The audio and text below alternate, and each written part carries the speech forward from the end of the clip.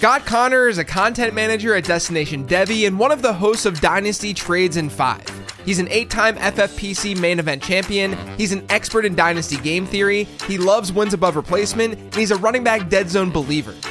These are his late round perspectives.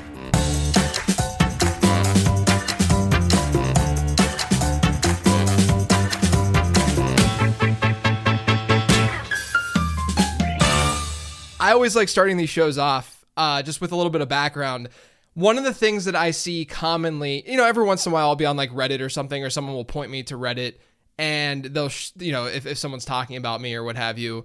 And I often see this like connection between us, my name and your name, and that, I'm doing a lot of my deep research for redraft. I play Dynasty obviously, and I do a lot of research for Dynasty as well, especially in the prospect game. But you do a lot of game theory stuff within Dynasty, which is a lot rarer than doing the game theory stuff with redraft, because it's more difficult to do it with Dynasty. Let's just be honest. There's just a lot more that you need to handle. You're not looking in that like singular season. But one of the things that I've noticed, at least, since following your work and following what you're doing, which I absolutely adore, is that you care about more than just player analysis. There's a lot of analysts out there who simply, it's nothing wrong with it, who simply say, I like this guy, I don't like this guy, follow my advice because of this. But I think that the reason why you and me look beyond player analysis is because we both recognize that variance is a huge part of this game and that we're not always going to necessarily be right. But what are some of the ways that you work with variance and sort of use variance then to your advantage, specifically in Dynasty, but you can talk redraft too? Yeah, I think they're becoming much closer together than they were even 3-5 years ago when it comes to Dynasty and redraft. I think the new era of Dynasty players are largely coming from a immediate gratification space. I have to give Sleeper a shout out for that as well. I think a lot of people are migrating over to Sleeper. It's very easy to start a Dynasty league over there.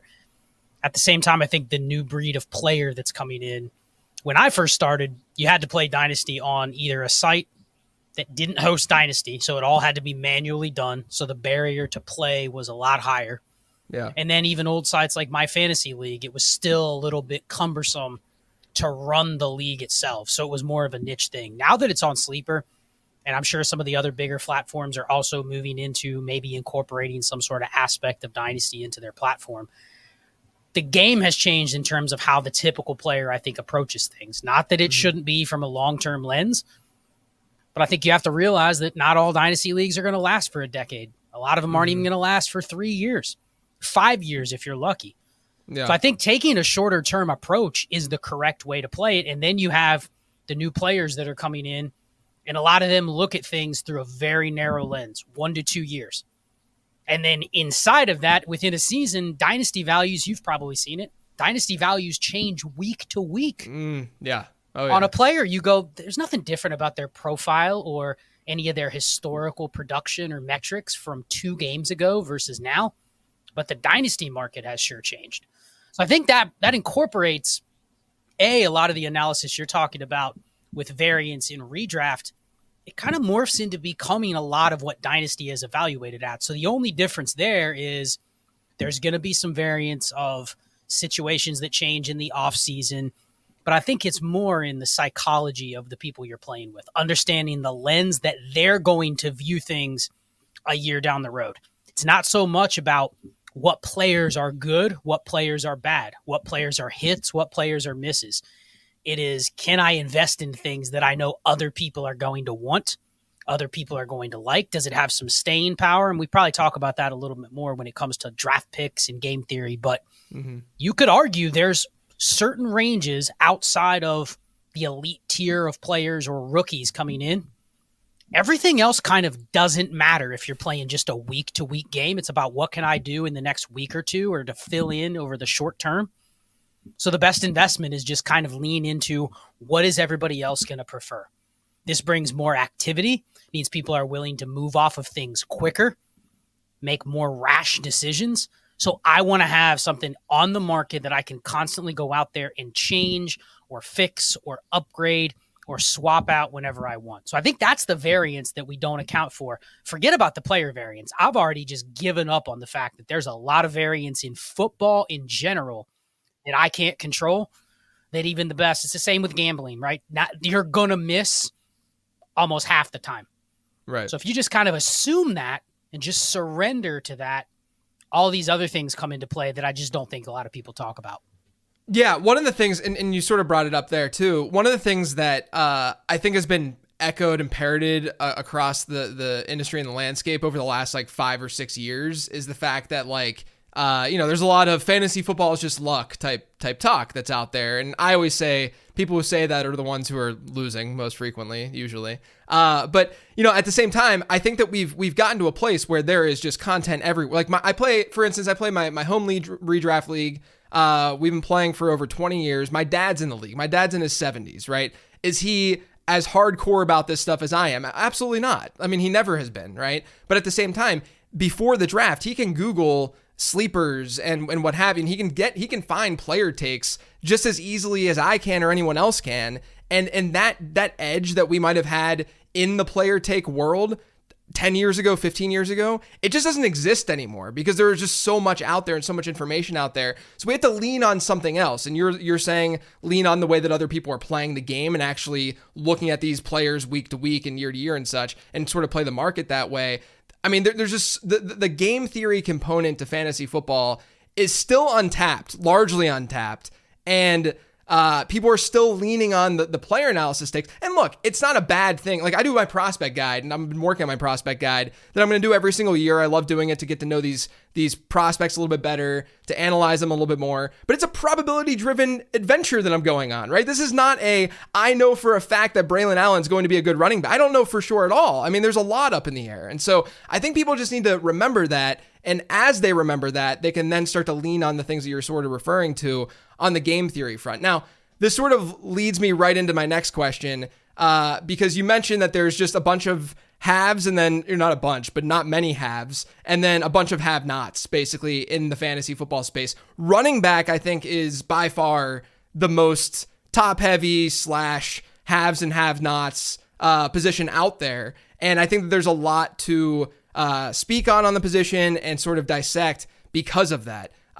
We definitely could have seen this coming in the way that the landscape sort of looks right now, where you have this insanely top-heavy group. You have the Breece Halls of the world. Maybe you want to throw Bijan and Jahmyr Gibbs in there. Replaceability, though, is at an all-time high after those guys, or maybe even some would consider those guys as part of that group, where the production that they're actually giving you is a lot more replaceable than, say, the production that you're going to get from an elite quarterback or something from a superflex standpoint.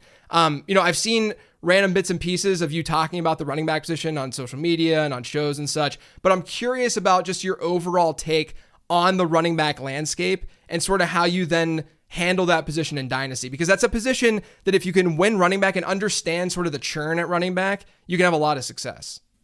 Yeah, it's a great question because it is one of those things that I was probably talking about this 5 years ago, 3 years ago. But now that there's so much information, and you just brought this up a couple minutes ago, you're always looking for, in the fantasy landscape, whether you want to call it fantasy or Dynasty, the edge is almost never going to be information out there. It's there. Now, are your league mates finding it? Are they using it? That's a different story. There can be an edge on, okay, I know it's out there. It's easy to find. But are they using it? Do they know how to use it when it's in front of them? And I think that's very similar with running backs. I also think it's this perfect blend of things that have happened over the last 5 years or so. I'll start with, you had that 2017 running back class, which you're going to go back in history and you're going to say that is an outlier class that produced running backs that, I mean, you may have 4 or 5 Hall of Fame level running backs out of that class. Now, are they going to make the NFL Hall of Fame? That's a different debate. But you're going to go back and look at the fantasy Hall of Fame and you're going to say, wow, Alvin Kamara, Christian McCaffrey. And then you have guys in short windows that were league-winning running backs for years at a time as well. So you have that class, which everyone after that's almost going to be compared to that. If you remember 2018, 2019, the 2018 running back class is a great example.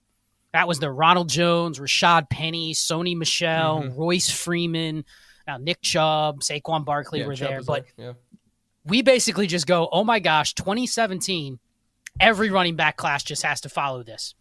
Then the draft capital followed it. Hey, a lot of these guys got first and second round draft capital. Okay, it has to be as good as 2017. and then it's not. So we've seen us fail on that end. We've also seen us kind of see the position in the NFL be devalued. That's a whole nother argument. Should they be paid, and where should you draft them in the NFL draft? But then I also think you're seeing the fallout of that concept to the prospects coming in are a lot different than what they were before. I mean, you see a lot of these colleges, Ray's talked about this a lot, where these colleges are breeding new running backs they're never expected to be Leonard Fournette, Nick Chubb. Like, those guys just aren't being made at lower levels of football, and for good reason, right? That if you're an athlete, that is probably not the path. Go back and look at Derrick Henry's high school and college career and look at how many times he touched the ball. And that's like the freakiest of freaks, right? But that's probably not the way I want to go if I'm that level of an athlete. I probably don't want to have that workload. I don't need to be 225 pounds and the fastest, strongest guy out there, because is that really going to be the best for my future career? So I think the guys are coming into the NFL with more of the expectation of, I'm a committee back. I'm a specialist. There's certain things that I can do, but I'm also not expected to do everything. So you have all of that, and then you have people like us that are just hammering home running back dead zone. Don't bet on that profile. You can go back and look at historic production, wins above replacement, whatever you want to call it, and we'll talk about WAR later in the episode. The distribution of running back production, you can go back 10 years. It looks the same every year. Yes. There's a dip, and then it's flat, and then it dips off because they're outside of your starting lineup. And then you also know that part of outside your starting lineup can be replaced because it's a week-to-week game. So you may have a guy that only has 2 good weeks on the year, but as long as you were starting them those 2 weeks, when you could reasonably identify that they're a good replacement, it's just very flat and replaceable. So I guess my pushback to people would be, think of the next thing when everybody else starts to do this. And that's one of the bets you have to make. We know this works. We know the RB dead zone and zero RB and going hero RB, because you mentioned it. If you can predict, and this is where the dynasty answer comes in. I know it's a long-winded way of getting to this point, but there are a few running backs where you can look at different metrics, whatever they are for you, me. There's other people out there that all they do is look at running backs.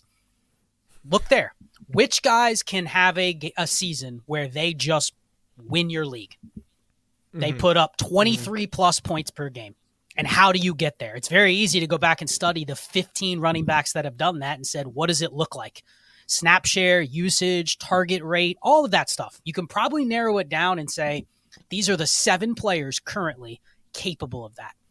And if you're able to guess which 1, 2, 3 it could be in a given season, the advantage there is greater than any advantage, because not only is the advantage higher relative to the position, but everybody else is going, I'm not making that bet. I'm just going to punt. So right there, you're looking at, damn, I got 23 points per game from Kyren Williams at a dirt cheap price. You punted running back. You didn't hit on him, and you ended up with just replaceable value. The gap there is huge. So for Dynasty, I'm really focused on who has those traits. And I would say there's probably 6 players in the whole league right now that have that. And a couple of them are the ones you would think. Guys like Gibbs, Bijan, Breece Hall. I think Devon A-Chain is in there. If you really squint and say, give him 15 opportunities a game, he's probably there. And then Alvin Kamara, Christian McCaffrey, maybe Kyren Williams. Outside of that, though, which one of those guys have dynasty value? It's the ones where, JJ, I can afford an injury, a down season, and I can still re-roll for a similar value. So right there, it's essentially Breece, Bijan, Gibbs. Yeah. And that's it. Yeah. To me, everybody else is either a year-to-year proposition, and give me McCaffrey, give me Kamara in Dynasty, if it's at a price where, okay, relative to what other people are paying for the Derrick Henrys, the James Connors, and whatever, if it's relative to those prices and it's not that much higher, then sure. But assigning actual value to any other running backs below that range, it just seems like it's a waste of at least what I'm trying to analyze. I'll let other people determine, is Ken Walker more valuable than James Cook or whatnot? To me, they're all in the range of they're innings eaters. They're not going to win me my league. They're just there as a mechanism to do something else, either bet on them, roster construct around them, or trade them away. Yeah, it's almost like if you luck into them in some way where they were cheap to acquire, sure, you have them in your starting lineup. You're not going to like hate that you have James Cook or Kenneth Walker in your starting lineup, but there is this, it just goes back to the dead zone talk, really. And there's this RB2 grouping that's massive. And it's really interesting because I have this year 2 model that I deal with running back and wide receiver, where I look at a player's prospect score and then I add on top things that they did during their rookie season, just different numbers and stuff that are predictive. And then it spits out this year 2 score, and that predicts how well they're going to do in year 2 and year 3 of their NFL career. It's based on their max season in either year 2 or year 3. And I have these probability charts where if a guy has a score, it's a score of 0 to 100. And if a guy has a score of 95 to 100, here's his hit rates by different points per game thresholds, right? So, 50% of these top wide receivers will score 18 or more PPR points in one of these 2 seasons. And then, the next tier and the next tier and next year. So when you look at the running back probability chart, the guys who are ranked 95th or above in this year 2 score, this is like where, you're going to get a Breece Hall or a Jonathan Taylor and these like stud guys.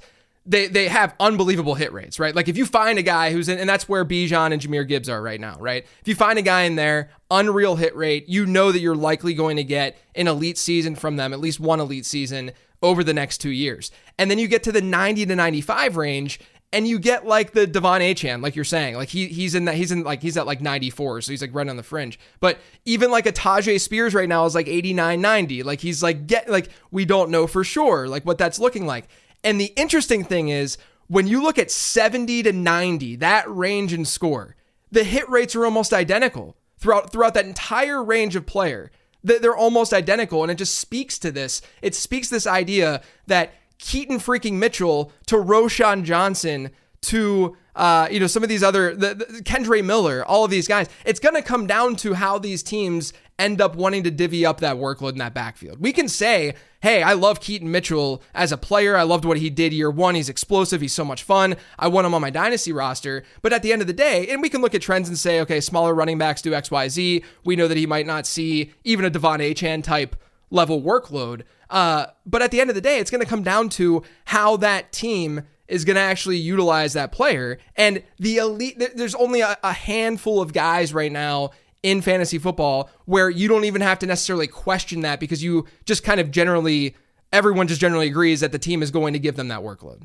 And it makes, for what you just said, everyone go back and listen to that and then think of, from a dynasty perspective, if you've already kind of surrendered to the fact that a lot of those names in that grouping, and I think we probably look at a lot of similar things, even though our models might be a little bit different. I'm just drilling it down to, I've already assumed everyone aside from those really high-end ones are all the same. That's the first assumption. So you have 95% of the running back pool out there, which is, hell, when you include rookies coming in, which are unpredictable, there's 100 names probably on that list. Some are at the way bottom. You go, I don't even want that guy. He's not going to be on a team. But just throw everybody into a bucket. And then you also assume that largely these names are going to roll over from year to year. So there's going to be names in here that had a bad year, but may pop back up on the radar, names that you're expecting something from, but then they fade away. But guess what? It's running back. We've seen players come from, they got cut, weren't playing, and then they're back on a team and they're getting work. And you're going, okay, I have to now take this guy seriously. So I literally just say, everyone's a 1-year bet, and I'll just go back and look at very basic stuff. And it comes down to just trying to predict efficiency. What I want is efficiency in short spurts. And then from a dynasty perspective, I'm looking at it, what is the cost to get these players? So, I mean, we can go on a different tangent on some of the names, but you look at a guy, I'll give an example just for everybody to kind of visualize. Michael Carter. Michael Carter's just a guy. In Dynasty, he's useless. People probably have him on their roster and they go, what do I do with him? But for me, he kind of pops in a couple intriguing ways. Like, he's efficient on a per touch basis. He has a really good chance to be in at least a role on a depth chart. But the community soured on him. Why? Because, well, a team gave up on him on his rookie deal and replaced him with a player like Dalvin Cook or Izzy Abanikanda. But that's probably why he's not in the same boat as some of these other players that we still go, oh, year 3, that player could be good. Year 4, that player could be good. But he's one of those ones where if you assume everything's the same, why can't you pivot from somebody like insert name to Michael Carter, Kenneth Gainwell to Michael Carter? Kenneth Gainwell could be the paper starter for the Eagles here in a month or so when they don't have anybody else. Michael Carter, nobody likes him. Could you get a 2-for-1? Could you get an extra 3rd-round pick on top of Michael Carter for Kenneth Gainwell? And basically what we're saying is their outcomes are random. They're probably fairly similar players, but what is going to be the tiebreaker? Luck? Who has the right week or two where, hey, they might get some work, which could be entirely outside of their control, but also the team. The team this week just decides, hey, we're going to give Michael Carter enough work that you could play him in your starting lineup. You know, like, did you ever expect Darrell Henderson to come back and give you 4 startable games? Let me ask you this. I think the biggest question mark for me then would be someone like Kyren Williams, right? Because Kyren Williams comes off last season. And look, I questioned the validity to what was going on with Kyren Williams last year all season long. Like, I think any person looking at what was going on in that backfield and with Williams himself as a player, smaller back, really came out of college more looking like a scat back. And then all of a sudden, he's a full-time bell cow. If you're looking at 1-year windows though, last year, objectively, a lot of his numbers looked amazing. Like he was pretty good last year. And so if you're looking in this 1-year window, are you saying, okay, I believe in Kyren Williams this year here in 2024. Let's just assume that things go pretty flawlessly with competition added and all that kind of stuff. Are you then buying into Kyren Williams, or are you saying, okay, his price point is now pretty significant in Dynasty where it's like, RB7, whatever. And so therefore I'm not going to buy into that per se. But if you have Kyren Williams on your roster, are you then just holding and not selling? Well, if you're looking at Dynasty, so here's a couple things I would definitively say about Kyren Williams is it's not a fluke. He led the NFL in opportunities per game. That's not a fluke. It's not a fluke that he had the most opportunities per game. Now, that doesn't say that number couldn't decrease. In fact, I think we probably expect it to decrease. He doesn't have the profile of somebody that's going to lead the league. But was he efficient enough on that to where even if it does decrease, it could decrease by 20%, but he still stays above the range. Like what I do is I look at players that carried a workload, even if they were inefficient with the workload. You have to respect the fact that guys like Najee Harris, Javonte Williams, they're going out there. Najee Harris has gotten 21 plus opportunities a game for his entire career. So you have to expect that there is something there that's not being captured in the data, that he's earning that workload to a degree. It's kind of like you earn targets. At some point, the inefficiency is going to cause your volume or your opportunity to go down. But when it's so high to begin with, you have to say Kyren Williams is kind of above the threshold of being completely nuked. So then it becomes a dynasty analysis question. If he was a guy that was at 14 opportunities a game, and I'm going, well, if it goes up, his efficiency is so good it could smash. That's Jalen Warren. That's Tajay Spears. If their workload went up 20% and they even maintain some of the efficiency, you're going, those could be potential league winners. But you're also having to make the bet that it does. His is the opposite. So there's still dynasty value there. The question now is, JJ, are you selling him if he's priced at RB7 when really what this data is saying, he's good enough to probably maintain RB12 to 20 range, but that becomes a clear dynasty sell. Now the question is, can you find somebody that's willing to pay the RB7? Or are they looking at him like, well, he's probably just another Rashad White or Isaiah Pacheco? And that's probably the range that he ends up falling into. So it just comes down to the market there. But you do have somebody that doesn't matter if they bring in competition. In fact, I kind of hope they bring in some level of competition because he may be a player I would buy into if he was cheaper. But right now, it's just a dynasty conversation. Can I sell him for more what the expectation is? And there's obviously some regression to be expected, but not like he's just going to get nuked. They're not going to replace him. I'm confident enough to say that he's got a year to tail off before I would say the markers say that's going to happen. Yeah, I would agree. I was actually shocked because I do a lot of my like obviously deep digging and deep dives after the season's over, and I was pretty shocked by even like some of the deeper metrics with him. Like he was good last year, like period, point blank. Like this isn't like I think it's very easy to just have this like snap judgment and just be like, no, you got to get rid of Kyron Williams no matter what because we hated him as a prospect or he wasn't that great as a prospect and he did that. No, you have to look at the information that we have at hand, and what we have at hand is that he was good this year, and you can't be anchored to that original take. You're going to lose that way. Let's talk about the quarterback position. You're entering a super flex startup, let's say. You get the typical roster construction. Let's just say it's PPR league, 2 running back, 3 wide receiver, 1 tight end, 1 flex, super flex format. How are you handling the quarterback position?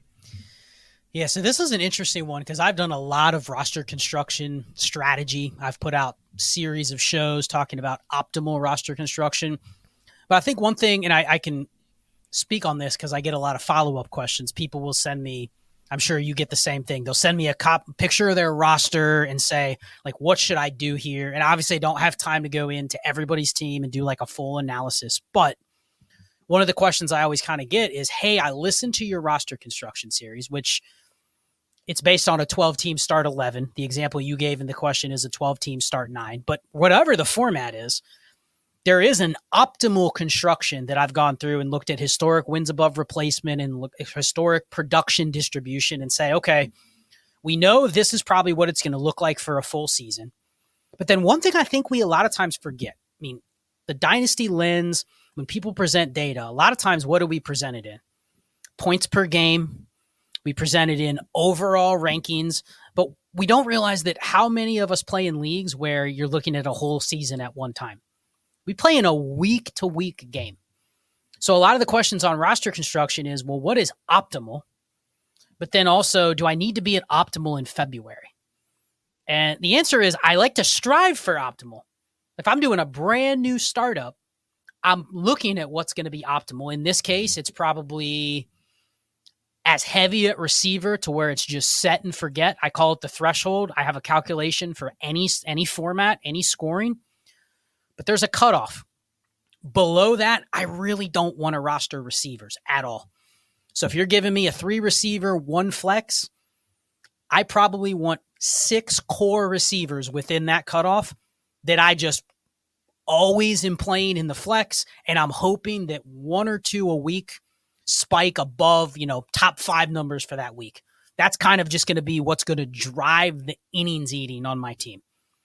But the key there is I don't want to waste a bunch of extra spots on other receivers unless I can squint and say, all right, I can sell that receiver. Jonathan Mingo. Don't like him. He's below almost any threshold you would probably say in a start 9, start 10, even start 11 league.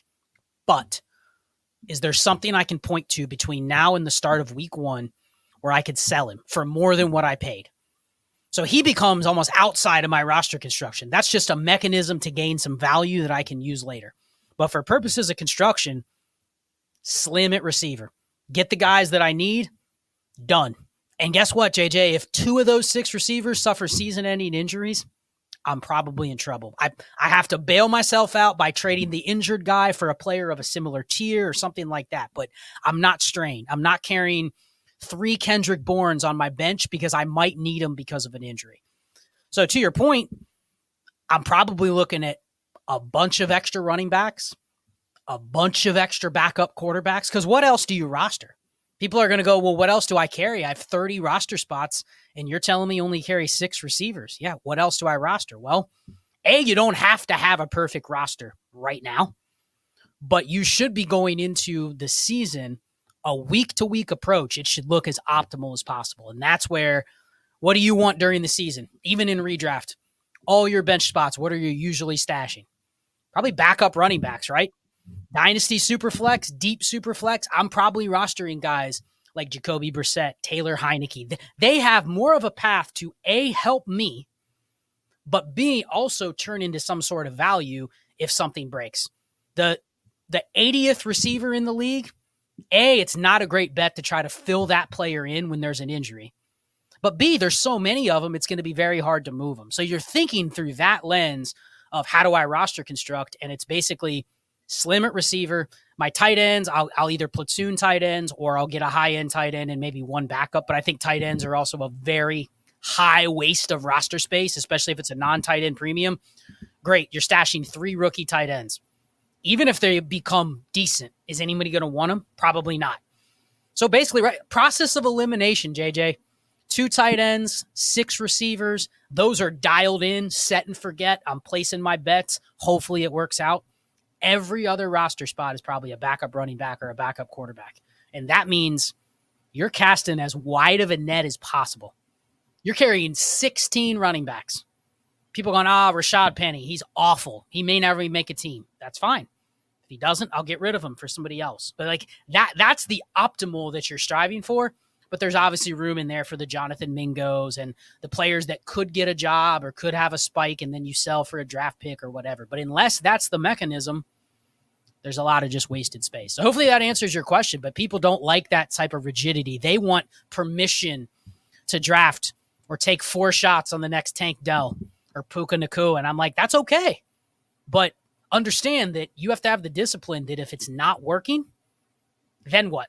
Because a year later, when you're still holding Kayshon Boutte and Charlie Jones, you're going, man, what do I do with these guys? Yep, should have never had them to begin with unless you could have moved them. Yeah. So in that case, are you, from a quarterback perspective, like in a startup, are you pounding what? Because right now, if you look at what startups have been doing the past, 5 years or so, it's in Superflex leagues, it's just a quarterback heavy draft. I mean, you're going to see quarterbacks get drafted first 7-ish picks, 8-ish picks of startups right now. And then you get guys every year that seem to get at least one guy, maybe once every 2 years, get thrown in there, like a CJ Stroud now being sort of part of that conversation. Is the quarterback landscape, is that something that you lean into when you're doing these startups, that you're just part of that run? Are you going with like a hero quarterback strategy and sort of punting that QB2 and going with what you're talking about, where, you just have this bench filled with running backs and quarterbacks, like you said, and hopefully you can hit on a Baker Mayfield or what have you? Or are you sort of waiting till the 3rd round to get your wide receivers, pound wide receiver for the next 6 rounds or what have you, and then get those 2 elite quarterbacks? How are you sort of, generally speaking, I know that this is obviously really, really high level. It's going to change and fluctuate from draft to draft. But is that, are you going with 1 quarterback or 2 quarterbacks early? So if you look back the last couple of years, we've seen it go both ways, right? We've seen the runs of, man, if you have 2 of the top 8 quarterbacks, it smashes everybody. Versus this past year, not only did a lot of the high-end quarterbacks get injured, but the quarterback, quote-unquote, dead zone kind of raised a little bit, but also flattened. Mm-hmm. So teams could have gotten by with an elite QB and then just 2 kind of fill-in options. Or they could have gotten by with 2 like low-end QB1s and still matched most of the QB rooms above them just because there were so many injuries. I mean, there was probably 1 or 2 teams that might have had, Josh Allen and Jordan Love or something like that. And they probably were the top tier quarterback rooms. Right. But for the most part, I think it's more of a construction argument. I tend to think we're probably going to have something that looks like 2021 and 2022 versus 2023. There's going to be a blend of that. But I think the key is understanding, and Destination Devy, we have one of these tools that can literally give you the roadmap to where this is. But there's a quarterback dead zone too. You've talked about this. There's a quarterback dead zone that doesn't really get referred to in that way. But again, if you're thinking about quarterback from a week-to-week basis, what I don't want to do in Dynasty is be paying for quarterbacks because of job security. Oh, man, let me get that QB 25 because technically on paper he's a starter. When what I also know is that as soon as Jake Browning starts, he's better than the guy that you probably are valuing at QB 25 because he's going to start all year. It's the Kenny Pickett corollary. Kenny Pickett's a starter. But I'm sure you noticed during the season, I would post every time a backup QB scored more points this week than Kenny Pickett ever has. And that just speaks to the fact that even if Kenny Pickett is the starter, anytime a backup is in there, there's a very good chance on a week-to-week basis you'd rather start that backup over Kenny Pickett. So right there, if I'm paying anything for him in Dynasty, it is paying for this fake job security where I just don't have to manage my team week to week. Meanwhile, there's somebody out there that might have 2 starters. They don't have a 3rd starter. So during a bye week, they're scrambling, but you know what they do have? Back to our roster construction strategy, 10 backups. So that's why I'm into rostering the backups. It actually allows me to avoid the dead zone, but unlike running back, it allows me to take advantage of somebody else in my league that just has to have Kenny Pickett because he's a starter. They have to get Russell Wilson because, well, he's going to start, but I don't really want to assign any value to the fact that he is a permanent starter versus I can replace him by roster constructing myself out of that. So to answer your question, I'm probably not drafting more than 2 starting quarterbacks, and I would like those to be above that replaceability threshold. So typical leagues, it's QB 15 to 18, but I don't need QB 1 and QB 3. I could get by with QB 8 and QB 14. If I'm roster constructed right, I can probably kind of platoon that second QB just with fill-in backups and play matchups. I'm not going to have the best QB room in the league, but I'm also not investing my first 2-round startup price. You invested last year. You went Joe Burrow, Anthony Richardson with your first 2 picks. Might as well prepare to be picking 101 this year because you had no chance, right? Those were your top 2 picks. You probably didn't want to trade those guys when they got injured unless you could pivot to another highly valued QB. And that's also hard to do when it's a scarce asset. So you can go both ways. I think roster construction at QB is becoming more key, though. Yeah, a couple things, too, on top of that. You mentioned, the example I gave you was a start 9 league, but this is one thing that people just don't think about enough, and it drives me nuts. But the deeper your starting lineup is, the deeper the guys you're like, if it's a start 15 player league, what have you, and it's a super flex league, those quarterbacks are becoming less valuable, right? Because 100%. You're starting more of these other positions, and people ignore that far too often. So if you're in a league where you're starting 2 quarterbacks, 2 running backs, 1 wide receiver, and 1 tight end, pound quarterbacks because you know that they're going to score the most points of that of the positions, and they're going to take up the highest percentage of your total team score. But as you add more positions and more flex spots and what have you, the running back and wide receiver in particular in Dynasty, becomes so much more valuable than what it was prior to, or what a standard league shows with that. Now, your other point about the quarterback dead zone, I think needs to be driven home as well, because I think that you could even make the argument these days, and this is me just sort of speaking off the top of my dome here. It's just kind of been in my brain for the last 6 or 7 months or so. I think the dead zone could hypothetically be starting even earlier, even in Dynasty. And what I mean by that is, I think a Tua is an example of someone who we probably feel pretty good about from a job security standpoint. I say pretty good because there's obviously going to always be something there with him because of the way people just generally view him. But Tua is interesting because, he started off really hot, obviously, and he was one of the best fantasy assets for the first handful of weeks of the season, but he really did not have that great of a fantasy year overall. And I look at a player like Tua, and before the season, you could have even thrown a Dak in there to some degree. It's just that people hate Dak Prescott, so it's not as much of a 1-to-1, and he's not as young, obviously. But someone like Tua, and then I think about these situations that seem to arise every year where a young quarterback gets a chance in a different location or has a 1 year, we have a 1 year outlook for a certain player. This year, that guy ended up being Baker Mayfield, right? And the gap between a Tua and a Baker was gigantic from a value perspective throughout 2023 and throughout the season. But from an actual production standpoint, really not that significantly different at all between Tua and Baker might have outscored him on a points per game basis, honestly. Yeah, right. So I'm starting to we could separate this, and I talked to Rich Rebar about this a couple weeks ago on perspectives, but we could definitely divide this by guys who are mobile and guys who are not, right? We could divide it by it's Josh Allen, Jalen Hurts, and Patrick Mahomes. Mahomes is a unicorn in his own right, but we could separate those guys in Lamar, the guys that we know who have the weekly ceiling because of their rushing and the floor. I mean, rushing really is more of a floor thing than a ceiling thing, but we could separate those guys that way. And I think that's probably the easiest way to do it. But you start to get into we can look at a Joe Burrow and feel pretty good about having Burrow because we've seen the high end outcome for him on a points per game basis and such.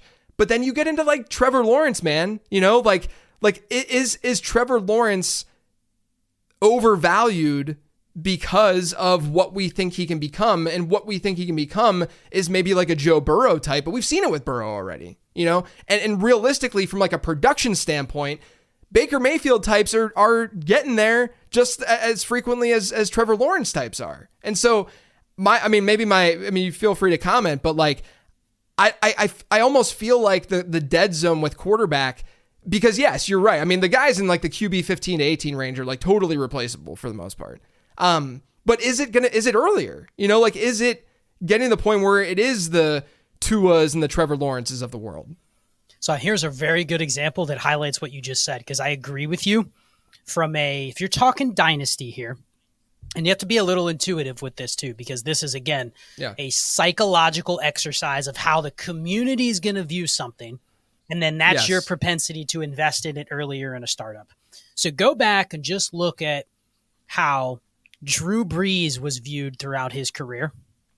Look back at his fantasy career. He lived on good efficiency, some extreme volume, but he had a lot of longevity, right? You could have looked back and said, man, if I would have gotten Drew Brees, I would have gotten 12 years of great production from him, right?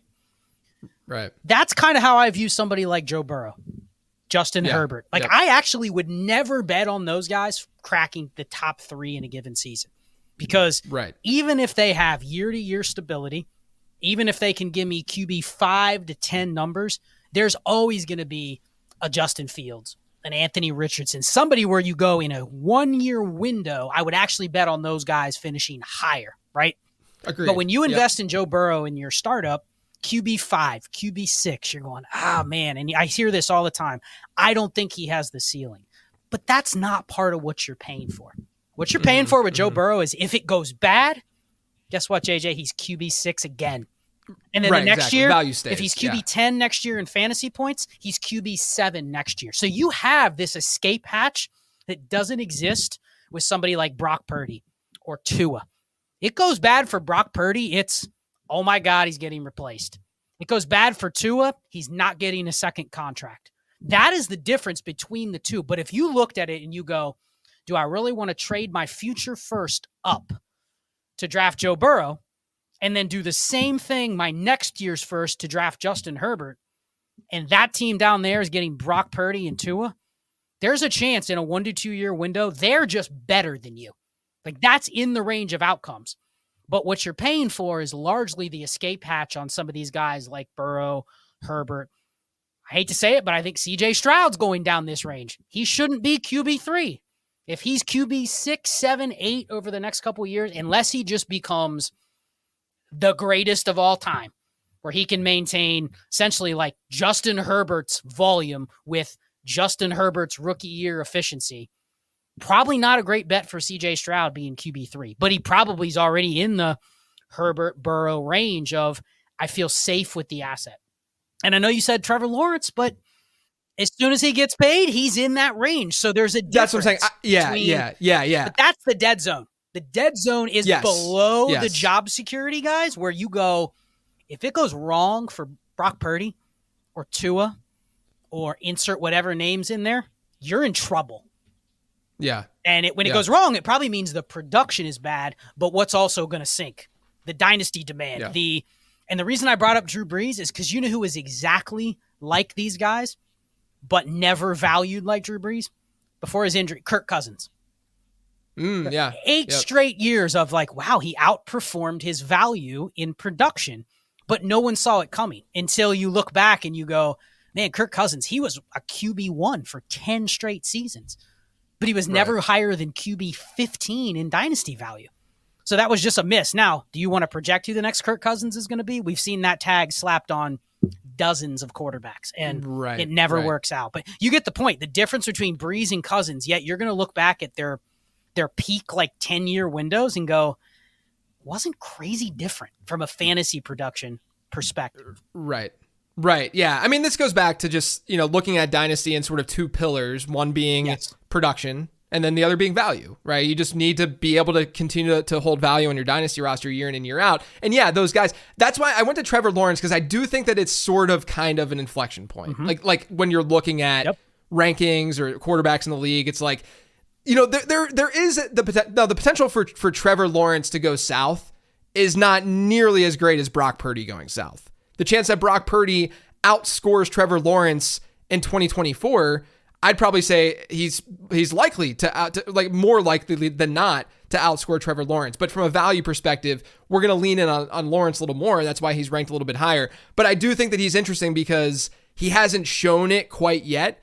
But I don't know if from like a real football standpoint, we're going to see the Jags not, just like let him free and just move on. Very unlikely for that to happen. Let me ask you this. What do you think dynasty managers get wrong the most? Honestly, I think a lot of what we just talked about is one of the things that a lot of dynasty managers make the mistake under. We play in largely, now again, I am not playing dynasty. I'm not doing this kind of stuff for the sheer profit and money, right? Because when you start calculating, all right, I'm in this many leagues and blah, blah, blah, like the ROI, this isn't the business for like, I want to make the most money possible. It's nice to win. It's nice to have bragging rights and stuff like that. But I mean, I enjoy the game theory aspect of this, but there's a lot of people out there that don't make content. Nobody's buying anything from them. They're not being followed. They're here just, hey, I'm in 10 leagues. I'm trying to win. I'm putting this much money up. I'm trying to win. And when it comes to dynasty, I think one of the mistakes people make is they do a lot of what we were just talking about. They'll draft the Joe Burrow and the Trevor Lawrence because they're safer. But what's the plan with doing that? Like if you don't invoke that safety at some point, did you really get any value out of it? Meaning like we're shooting, if your goal is to win, you're shooting for the top 10% range of outcomes, but kind of drafting Trevor Lawrence over Brock Purdy because he's safer, or in theory, paying a little more for Trevor Lawrence over Brock Purdy when that's your analysis. And I think you're accurate. They're almost 50-50 to be production-wise one in the same, but Lawrence is going to go half a round higher in a startup because, well, he's got the contract coming, he's got the draft capital, whatever it might be. Why are we leaning into that security when I may never even need to invoke the security because things just are the status quo? They're both good quarterbacks. They're not great, but I never need to go, oh man, I need that escape hatch on Trevor Lawrence. Yet we're also playing a game where, dude, you got to finish like first or second place to even win. Why are we putting any equity into like safety? It's like, man, if this goes wrong, I'll be able to bail myself out. And that's assuming a lot of things. That's assuming the situation doesn't change to where other people don't value that security on Trevor Lawrence anymore. But even that behavior is kind of like, I'm already pricing in and paying for if it goes wrong, yet I'm playing a game where only 1 out of 12 or 2 out of 12 people even make any money. So it's weird. I think we put too much value in liquidity, too much value in if it goes wrong, I'll be able to fix it. Sometimes if it just goes wrong, you just start over.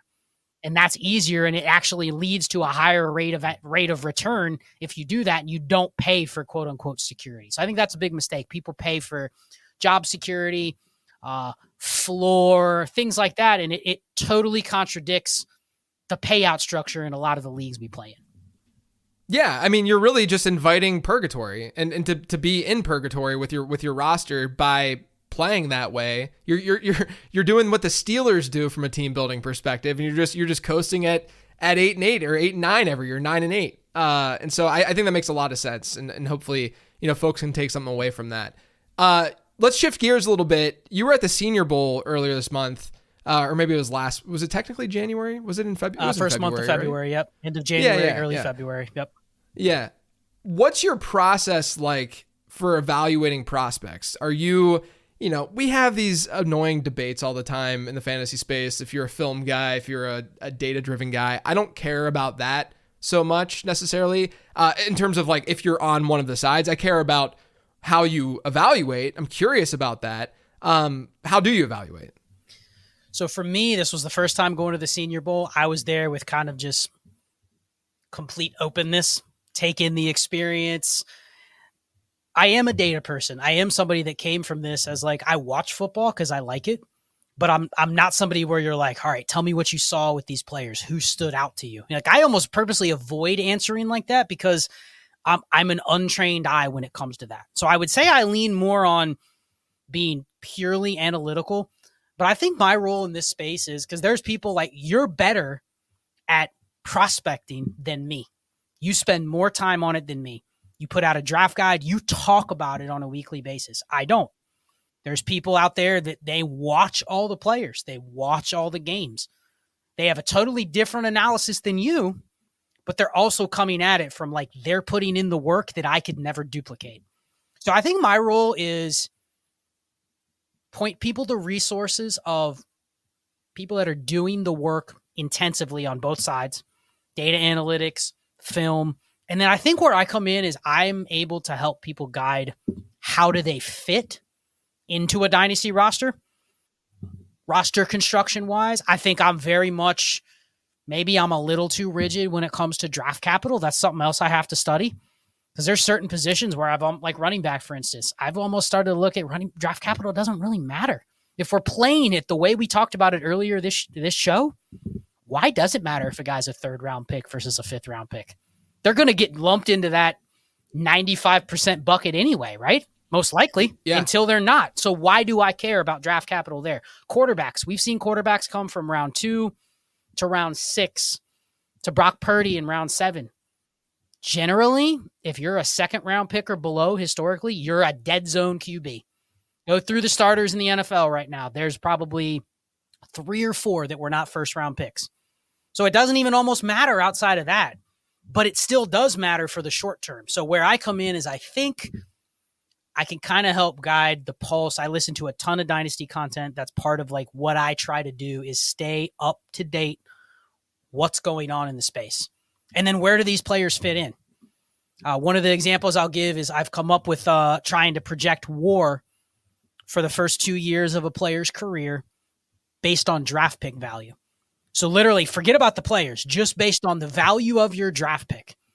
And it's a sobering reality when you start to realize that after a certain range, let's call it 204 in a 12-team Superflex rookie draft, the pick is negative value. That doesn't mean every player below that is negative value, but the probability is that it's negative value. So if someone says, okay, what should I do with my 3rd round rookie pick? And my first answer would be, from all this information out there, whether it's JJ or it's Ray Garvin or whoever's being talked about, maybe the best bet you can make with those picks is just draft yourself into something that'll give you some flexibility going forward. A player people like Braylon Allen is a player a lot of people like. I don't really like Braylon Allen. You may or may not like Braylon Allen. But you know what? There's probably a chance somebody out there does. So if I'm picking between him and Dylan Lobb's profile may say I like him more at cost.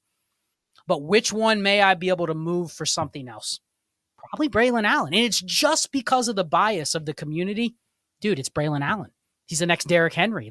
It's simply that. It's like the popularity score of the player. And that kind of craps on everybody's models and film grades when all I'm saying is pick what people like. Pick what there's going to be a sucker that in 6 months will buy from you. And maybe that's where I come in and it fits into roster construction. How do I want to use those bench spots, right? Can I sell what I'm investing in? And if I can't, what is the purpose as to why I'm picking it? If it's a receiver and I can't sell it, probably a bad bet.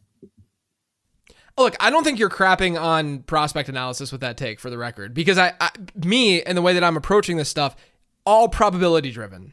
All of it. Mm-hmm. Like the way that I look at the scores that I'm doing, I'm just trying to see what is the likelihood of a player like this, given all of these factors, to give me this kind of season, this kind of season, this kind of season, right? And you mentioned the draft capital thing. At first, I didn't know exactly where you were going with it, but then I then realized what you were saying, because I thought you were saying just draft capital in general is horrible, but obviously a first rounder, running back in the first round, let's say, is far more important than a running back in the 4th round, right? Just in generally speaking. But what you're saying is it plays into the exact same stuff we were talking about the running back dead zone, where there is a threshold and a point in time where the difference in draft capital from one player to the next in the 3rd round to the 5th round is not very significant whatsoever, but people make it significant. And I haven't really talked about this that much on my show. I don't know if I've ever talked about it, but the way my model is structured with running backs and wide receivers is draft capital gets more weight in the model for guys who are picked earlier, right? So a guy like, let's just say Christian Watson, when he came out, didn't really have a great age-adjusted profile. Came from a smaller school. Like, there's a lot of things that were sort of like negative towards his, he's athletic and stuff, but my model doesn't care about athleticism much at wide receiver. And so it graded him as X, right? But that X had that early second round draft capital embedded in it. And so he was rising a little bit more than someone in the fourth round would based on his draft capital. And so I have this metric. This is going to get incredibly nerdy here, but I think some people will be interested in it. I have this metric called draft capital delta. And what draft capital delta does is it looks at a prospect score, and then it looks at a player's draft capital percentile, essentially, right? Like where they were drafted. If they're in the fifth round, they might have a percentile of like the 50th percentile, because I'm looking at undrafted players as well. Anyway, draft capital delta looks at the difference between the two. And if there's a positive draft capital delta, that tells me that the player was underdrafted. Like the model liked him a little bit more than what the NFL drafted, and then vice versa. Well, draft capital deltas become much, much larger later in the draft because draft capital matters less, right? Draft capital matters a lot in the early rounds. Jahmyr Gibbs last year, people got mad at me because pre-draft, I thought he was going to go in the late first, early second round, and I had X grade on him or score for him in the prospect guide. He goes 12th overall, and all of a sudden his comps are closer to Christian McCaffrey than they are, Giovanni Bernard. And there's a difference. There's a meaningful difference in that draft capital that is important. But you're right. Like once you get past a certain point, that draft capital score that's part of a player's model score becomes less and less important. And I do think, I haven't studied it. I hope that you dig into it a lot, because I think it'd be really, really interesting is how the market really views that aspect of things. If they're really going to value an early fourth rounder so much higher than a sixth rounder or a third rounder to a sixth rounder or something like that, because it could be a way to really exploit the market. Well, it's interesting that you bring that up, because I think with running backs, it's a little easier because there's the haves and the have-nots. But if we talk about receivers, someone posted this the other day about, the hit, you see it all the time, the hit rates of receivers based on draft capital, based on whatever model it is.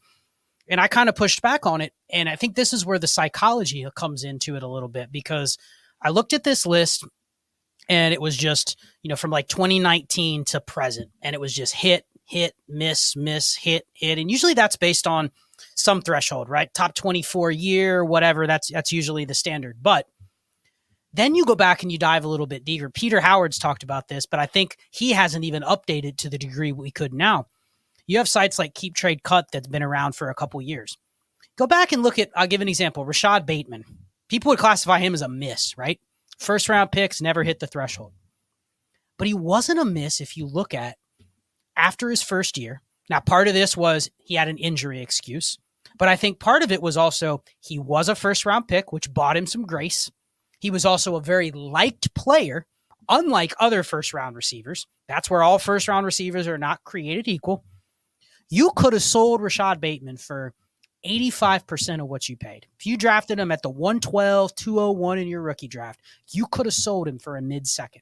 After a year of failure / only played 7 games / wasn't great in the 7 games, you could have got out for 85%. Now, if you're still holding him on your team and you're going, I can't even sell him for a third, that's a miss, but that's a user. That's a manager miss there. That is not a prospect miss. Now, Quentin Johnston, prospect miss, because he still cost you about the same as what Rashad Bateman did. But he's tanked. He lost everything overnight. And what was the difference between the two? Wasn't really their prospect profile. I mean, Bateman had a little bit of a better profile, but a lot of it wasn't. The gap shouldn't have been so great. The one difference between the two was people didn't like Quentin Johnston. Period. If you had like Ray and I talk about this all the time, we haven't figured out a way to quantify it. The likability score, JJ, if you could slap that on players. Love this. Yes. Quentin Johnston's likability score would have been 0. The pie of what made up his value was 95% first round Chargers. Take those two things away and nobody would have wanted him. So then when it goes badly with first round and Chargers, he has nothing to fall back on. Whereas there's Jameson Williams. People still will pay a second for Jameson Williams. Yet all the signals are he's no better than Quentin Johnston. but there's such a difference in the values. And I think we don't have that in any sort of model.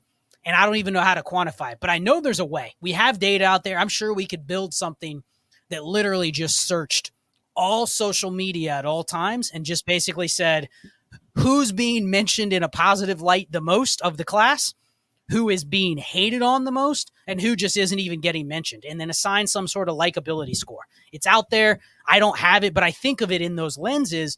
Before you click draft on a player that is in a suspect range or even in a higher end range, like there's going to be a lot of first, second round receivers this year. It makes sense to put a little value in the ones where people go, I like that guy. And a little less on the ones where people go, man, that guy came out of nowhere. Keon Coleman this year. I don't know, man. I don't really know. He kind of came out of nowhere. He didn't produce early. He's raw. All those things where people are already putting him in a bucket, he's more risky than drafting, say, Xavier Worthy, who people have liked for years in the Devy circles. There's a difference. Even if their draft capital, landing spot, all of that is the same, the potential fallout is a little bit different if those guys aren't studs. If they just become average players, one is going to be more flexible than the other, and you wouldn't have seen that from a model or draft capital or anything like that.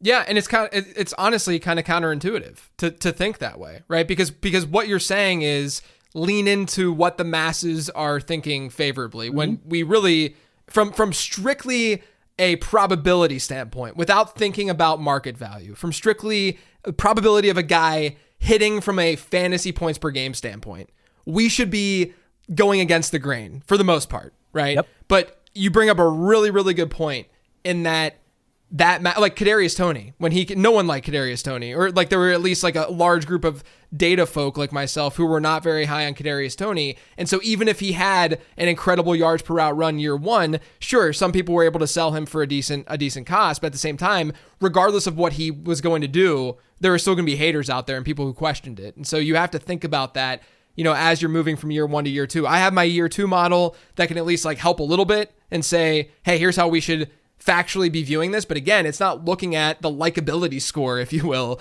of these guys, which I think could really, really go a very, very long way. Look, man, I don't want to take up too much of your time. I got two more questions I want to ask you, though. I don't know how much you've gotten into the high-end parts of the wide receiver class.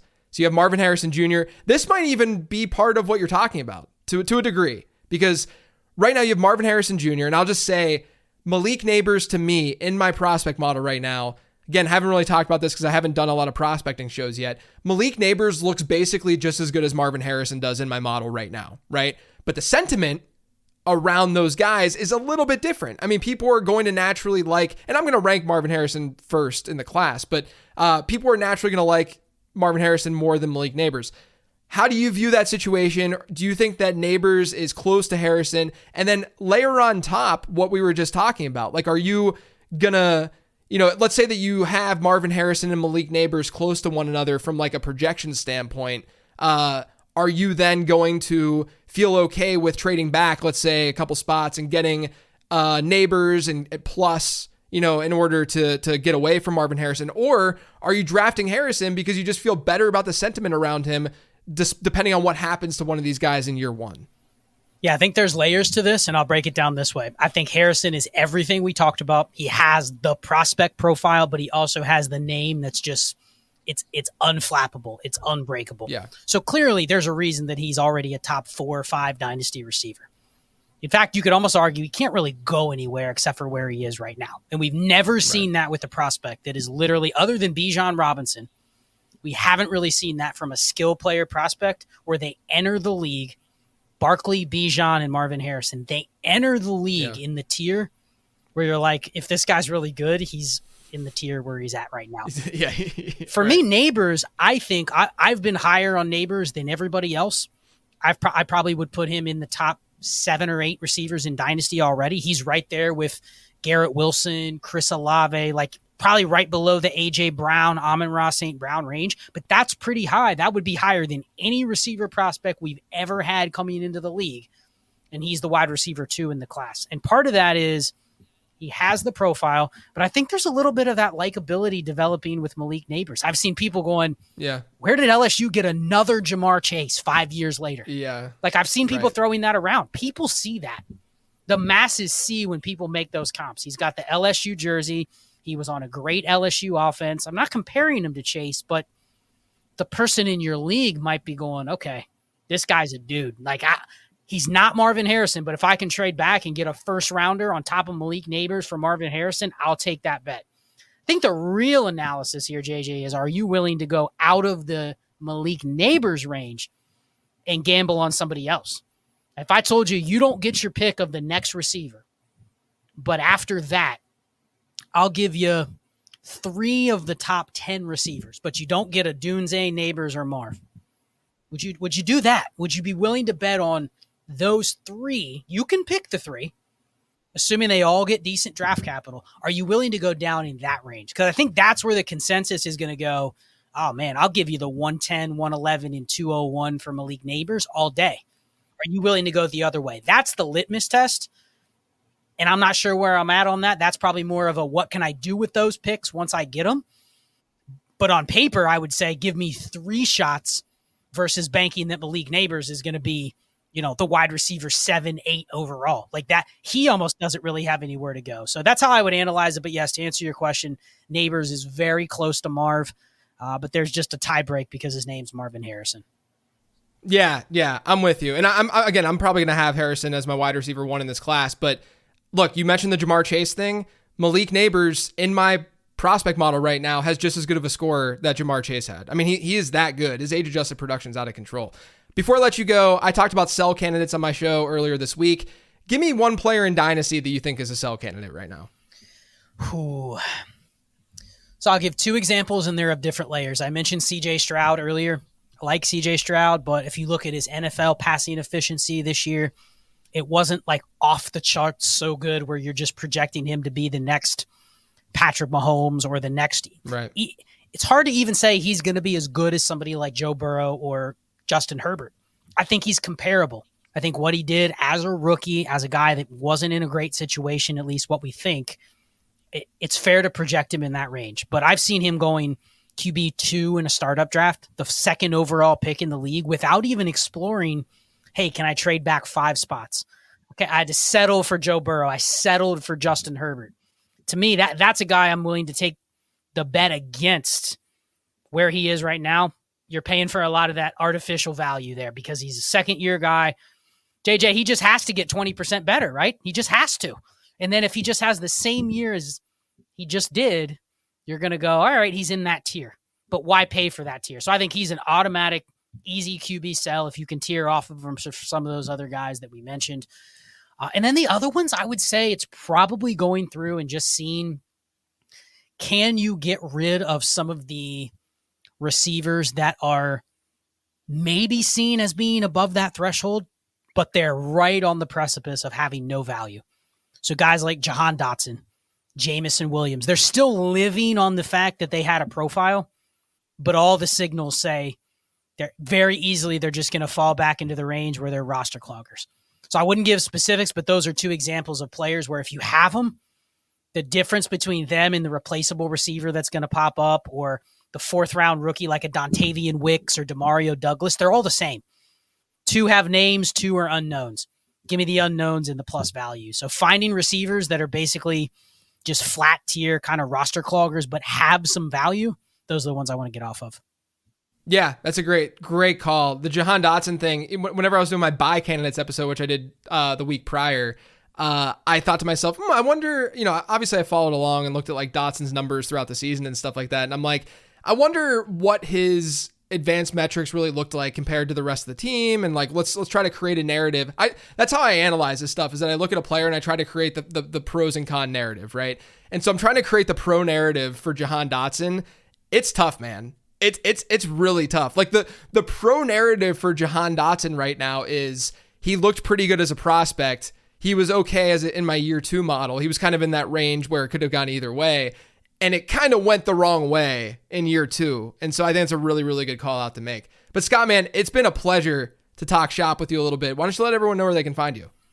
Yeah, appreciate you having me on. Always good to chop it up with you. You can find me at Charles Chill FFB on X.